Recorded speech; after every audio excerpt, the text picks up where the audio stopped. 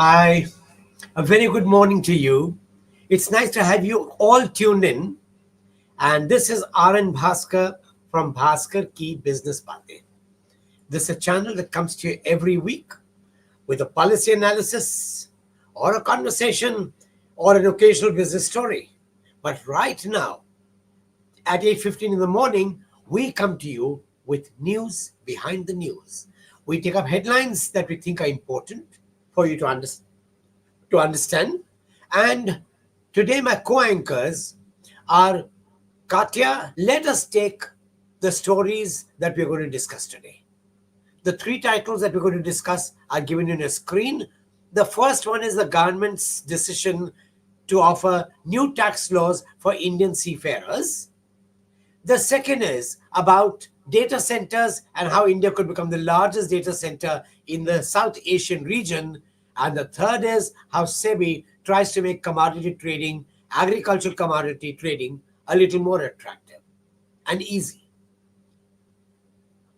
The first story is about Indian seafarers.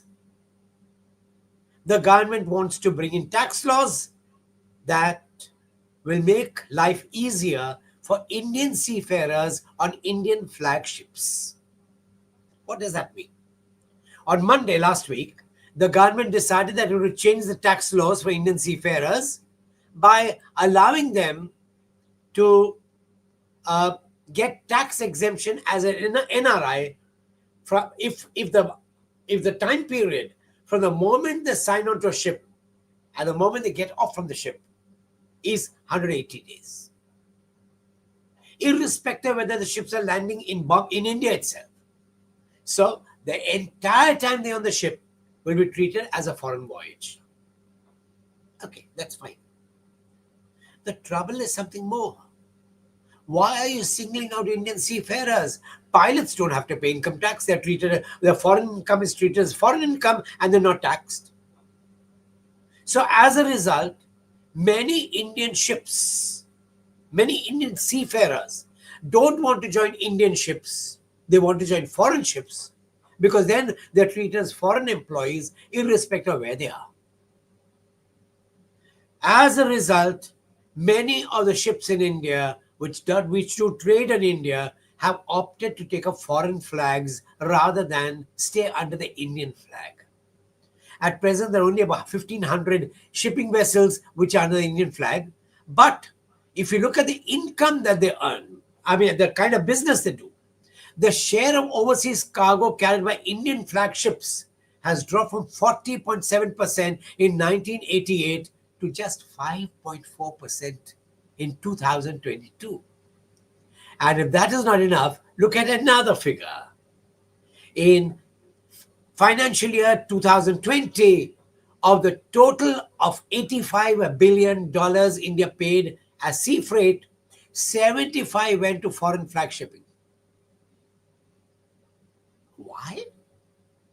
Two reasons. You have unfair tax laws for Indian seafarers, but you have very unfair tax laws for even Indian ships. If I buy a ship in India, I have to pay GST. So I buy a ship overseas, keep it overseas under a foreign flag, I don't have to pay GST.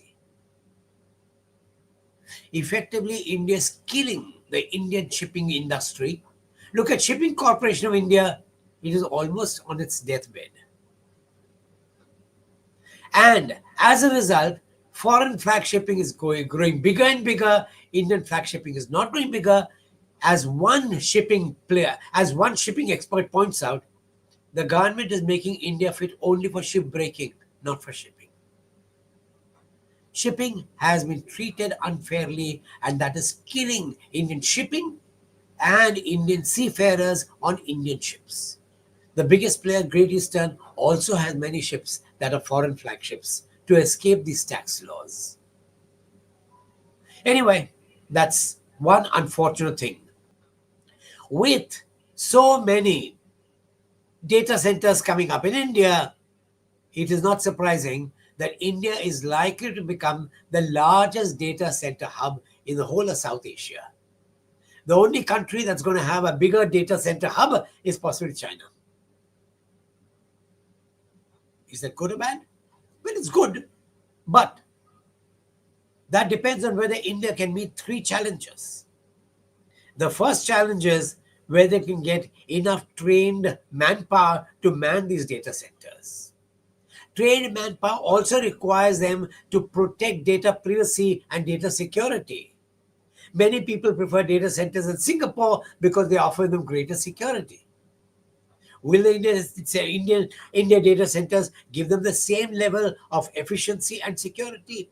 Remains to be seen.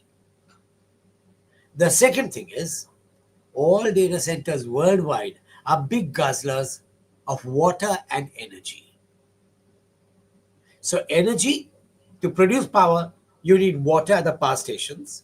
But to cool the computers and the systems, you need water again at the data centers. It's a big water guzzler. China has very little water, but China manages its water very, very efficiently. It recycles all the water. It does not allow any water to get wasted. India has lots of water, but we misuse water. We abuse water. In agriculture, we don't even have water. We don't even have water meters. Anyone can dig a well and take out water. We don't even know how much water has been consumed because we have not bothered about water laws at all. Without data on water consumption, how can you have a water policy? And this is where we need to look at differently. And we are in a position where India data centers, the numbers are big. Whether they'll thrive and continue remains to be seen. And that in turn takes me to a very important third story, which is by Katya. Welcome, Katya. So commodity derivatives is the story, sir. So what government is thinking is bringing more participation. The government, in the sense, the market regulator is thinking about bringing more participation into commodity derivatives in India. We have a large section of agri, non-agri commodities which are executed, in a different manner. So it just wants to widen it. And who does it want to bring into the portfolio? It has consulted with the government to allow banks, insurance companies, pension funds to invest in these derivatives. So now why? Because they have the most money left over to invest. Especially pension funds and insurance companies have large, giant corpuses that can kickstart the derivative. Trading in India at totally different levels. It's more participation. It's not for retail. So it is earlier also sought. It is also sought a nod from the government to allow FPIs, foreign portfolio investors, in non-agri derivatives, which are not cash settled. So that is also going to come in. So SEBI has also set up a committee to also deepen agri commodity trading. So, and it's also constituted a working group to develop non-agri commodities like metals, etc. So it looks like it's going to go big on derivatives now. So I think we have hit a level probably for equity derivatives, for equity participation. Now they just want to widen more market participation. So what do you think? So what are the implications of extensive commodity derivative participation? So it will deepen the market, it will bring more liquidity into commodity markets. And what kind of a difference will it make to the flip flop pricing that we see across commodities?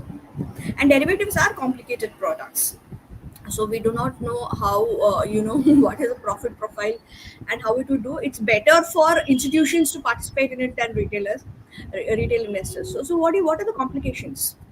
Look, there are three issues involved here. The Mm, first is SEBI's penchant for speculation is immense suddenly. Look at right. equities. Equities is the case. This is commodities I want to get into and promote derivatives, which is good.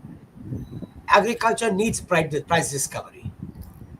To that extent, allowing and encouraging derivatives in agricultural commodities is a good thing. But this government has banned the largest number of agricultural produced crops from being traded at all for futures trading. Now, Right. you can't have bans on one hand, and on the other hand, you encourage trading. If the most lucrative, the most important crops are banned for trading because the government's scared that it'll push up prices, how does a farmer discover prices? And that's the second problem for me. And the third Not problem, but the factor is that worldwide commodity trading is much larger than equity trading, and that's why it needs to be promoted. But you can't promote the sector with bans on the other hand. Just give agriculture a free hand. Let the farmer discover prices. Let the farmer make some money. And those are my concerns right now. SEBI's rules are great, but SEBI must work with the ministry and say that these bans should not exist. You must allow free trading. It's like banning Reliance or Larsen and Toubro or Hindustan Lever from being traded in the stock markets. So I have a question here. If you, how can you trade in the futures market of say agri commodities when the logistics are such a big problem in India? You can always trade it. So whether it will arrive or what condition it will arrive, we do not have storages, do not have cold storages. We have a lot of those issues with agri commodities. So how do you think they can be addressed? See, while it's nice to bring in. And second question I had is about minimum support prices.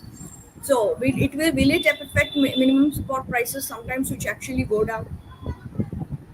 I agree with you, Katya, entirely.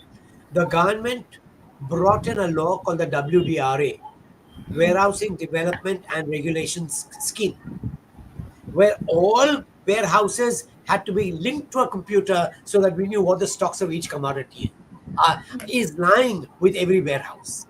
We had introduced dematerialized receipts for the goods that are lying, which could be in cash at banks. All that remains on paper. We have not, we have not, what do you call it, unentangled. We have not eased all the complications that lie between state taxes on warehouses and central taxes on warehouses. We have not even allowed the linking of warehouses, and the warehousing regulator, which is appointed, he exists, has been given no jobs. The government talks big about agriculture but does very little. And you are right, without knowledge about what is lying in warehouses, and there's a law which tells how it has to be done, it has been ignored. So there's a ban and there's a defunct WDRA. Both of them are there, which are crippling agricultural trading. So just want to make one point. Somehow, Amazon is able to do warehousing well. Flipkart is doing it brilliantly. Delivery is doing it, but somehow we, as an institution, much larger institution with endless amount of funds, are unable to do it. Back to You you, see, sir. the reason is Amazon and delivery. I'm glad you raised the topic. Amazon and delivery take the risk of buying the commodity and selling it. Right. In When it comes to institutions, they lack the clout. If they start trading too much and they start buying the goods and selling it themselves, they don't have a distribution arm unless you go to a PDS. The public distribution system is no use in this market. They don't have the efficiency. They don't have the audit trails. Now, Right. these companies have audit trails. And with the result, you have a purchasing mechanism, you don't have a distribution mechanism. Right. You're Right. right. Katya, this is a very important thing. And for something where 50% of India's population is engaged in agriculture, you need to give them value added. You need to give them a security futures pricing. And the government's doing everything to destroy that. Right, sir. Thanks, Katya. This is good. And that takes me to a couple of questions that are coming about from a couple of comments that people have come up with. But before I take the comments, could I make the usual reminder? Please click the subscribe button. And please click the like button that helps our algorithms with YouTube.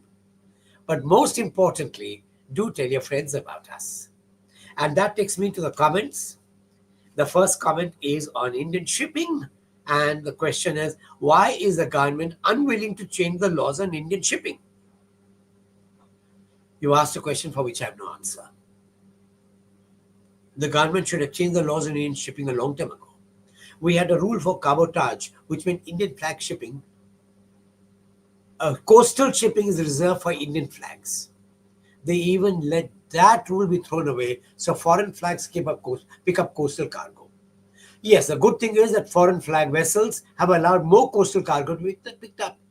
But the disadvantage was that Indian flag shipping had to compete with high taxation and compete with foreign flag vessels which had no taxation.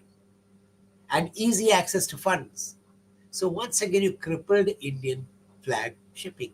That is one of the reasons why Shipping Corporation of India has been going down and down and down.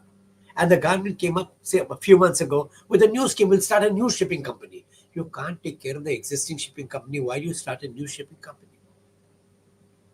And that takes me to the last question. And we've run out of time. And the question is on agriculture. Katya, we need your help. And the question is basically, why is the government so unhelpful in promoting agriculture? Any views, Katya? No, not to support the government in any ways, but or the lack of inaction. But India is a vast company with multiple complications at a state level, at a district level, at like for example, one state specializes in one crop, and there are problems between districts. So to get everybody on the same table, to have districts of a state, to have states across, to put be on the same plane is very very very difficult. So that is one thing. And then obviously there's a lack of understanding. It's heavily unorganized. It is extremely unorganized. To even have data about it is also very very difficult. And APMCs perform in a very arbitrary manner, so which is exactly why it is difficult to get a sense of what is happening, to make a policy and then to get everyone on the table. It's This is my understanding of it. You are right, Katya, except that the WDRA was supposed to take care of all these things. Let me give you an example. There was a rule that one warehouse certified by the WDRA should be there within 50 kilometer, 50 km radius Right. of every farm. Okay. Which made sense. The farmer can't travel 200 kilometers just to sell his produce. And that rule went for a toss. You've still not certified what is the role of state warehousing corporations and the central warehousing corporations. Third, and this is the biggest problem, you want to promote agricultural commodity, but you allow FCI, Food Corporation of India, to purchase directly from farmers instead of purchasing the markets. When the largest purchaser does not purchase on the market and Right. create a uniform price, and your private deals with private farmers, because many of the farmers in North India are politicians themselves. True, true. You have cozy relationships which are not good for the market. In a market, you have to have uniform rules. Right, sir. And all these are supposed to be addressed by WRA, which is why the organization exists. The rules have been enacted, but the government is not giving it powers because it doesn't want the politicians' interests to be affected. Of course. Anyway, thanks, Katya. And Thank that, unfortunately, we've run out of time. And that takes me to the end of today's session. Have a wonderful day ahead. And do tune in tomorrow. I look forward to talking to you once again. Have a great day. Enjoy yourself. Take care.